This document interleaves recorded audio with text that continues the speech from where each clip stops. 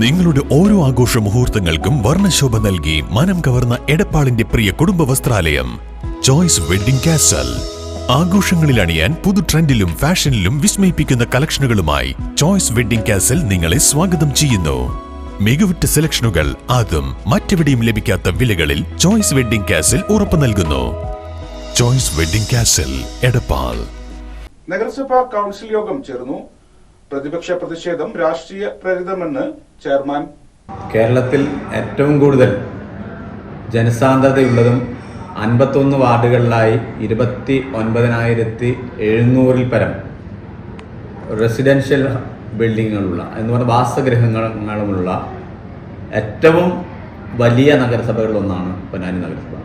നമുക്കറിയാം, പഞ്ചായത്തായിരുന്ന കാലത്ത് ഉണ്ടായിരുന്ന സ്റ്റാഫ് പാറ്റേൺ അനുസരിച്ച് നഗരസഭയാക്കിയിട്ട് 77 പഞ്ചായത്ത് മാറ്റിയപ്പോൾ, അതല്ലെങ്കിൽ നഗരസഭയായി മാറിയപ്പോൾ അന്നുണ്ടായിരുന്ന തസ്തികകൾ നമ്മുടെ ഈ വർദ്ധിച്ചു വരുന്ന ജനസാന്ദ്രത അനുസരിച്ചുള്ള നമ്മുടെ നാടിൻ്റെ വികസനത്തിന് അപര്യാപ്തമാണ് എന്നുള്ളതിൻ്റെ അടിസ്ഥാനത്തിലാണ് 99 സ്റ്റാഫ് പാറ്റേൺ പുതുക്കി നിശ്ചയിക്കുകയും അത്യാവശ്യം ഉള്ള ചില തസ്തികകൾ അനുവദിക്കുകയും ചെയ്തിട്ടുള്ളത്. ഈ 51 വാർഡുള്ള പൊന്നാനി നഗരസഭയിൽ 51 പേരെങ്കിലും ഉണ്ടെങ്കിലേ ഓരോ വാർഡിലും ഒരാൾ വീതം കണ്ടിജന്റ് വിഭാഗത്തിൽ, അതായത് ശുചീകരണ വിഭാഗത്തിൽ ജോലി ചെയ്യാൻ കഴിയും. പക്ഷെ അത്തരത്തിലുള്ള ഒരു സ്റ്റാഫ് സ്ട്രെങ്ത് ഇപ്പോഴും പൊന്നാനി നഗരസഭയിലില്ല.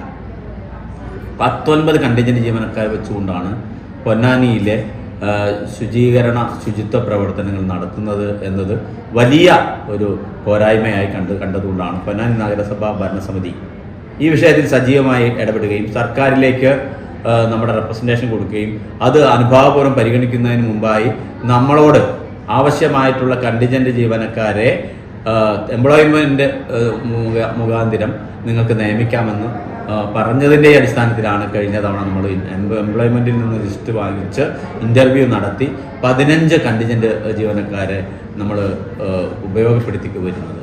ഇത് നാട് വൃത്തിയായും വെടിപ്പായും സുന്ദരമായും സൂക്ഷിക്കുക എന്ന വളരെ വിശാലമായ കാഴ്ചപ്പാടിൻ്റെ അടിസ്ഥാനത്തിലാണ് അത്തരത്തിലുള്ള ജീവനക്കാർ, അതും നാമമാത്രമായ ശമ്പളമാണ് അവർക്ക് ആകുന്നത്. എന്നിരുന്നാലും വളരെ നല്ല രീതിയിൽ തന്നെ അവർ ഉപയോഗപ്പെടുത്തി പ്രവർത്തനം മുന്നോട്ട് പോകുന്ന സമയത്ത് അതും കൗൺസിലിൻ്റെ അംഗീകാരത്തിന് വിധേയമായി കൗൺസിൽ അംഗീകരിച്ച ആളുകളാണ് ഇവിടെ പൊന്നാനി നഗരസഭയിൽ ജോലി ചെയ്യുന്നത്.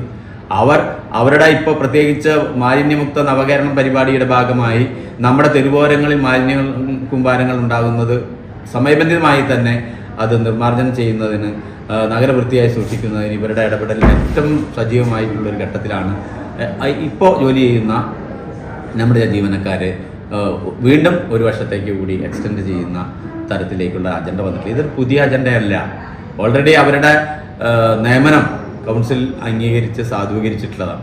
അപ്പോൾ സാങ്കേതികമായ അർത്ഥത്തിൽ അവരുടെ പീരിയഡ് നമ്മൾ നീട്ടിക്കൊടുക്കുന്നു എന്ന് മാത്രം. ഏതോ ഒരു പുതിയ തരത്തിലുള്ള പിൻവാതിൽ നിയമനം എന്ന രീതിയിൽ തികച്ചും രാഷ്ട്രീയപരമായിട്ട് ഉള്ള സമീപനത്തിൻ്റെ അടിസ്ഥാനത്തിൽ ആടിനെ പട്ടിയാക്കുന്ന തരത്തിലുള്ള ചില ചെയ്തികളാണ് പ്രതിപക്ഷ കൗൺസിലർമാരിൽ നിന്നുണ്ടായിട്ടുള്ളത്. ഇത് വസ്തുതകൾക്ക് നിരക്കാത്ത ഒരു സംഗതിയാണ്.